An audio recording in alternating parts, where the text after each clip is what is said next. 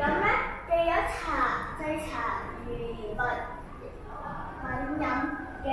精緻要求，咁易含聚精會神，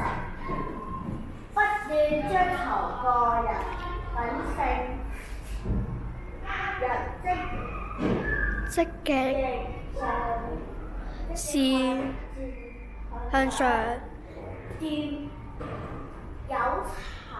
的特性，兼也有約束勤儉自律的原則。即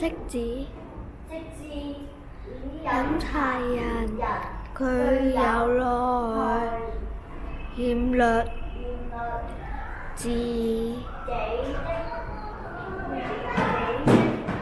自在修為，以將茶的特性、製茶和品飲的要求也提升了飲茶人具有的美德對個人嘅品德修養嘅追求。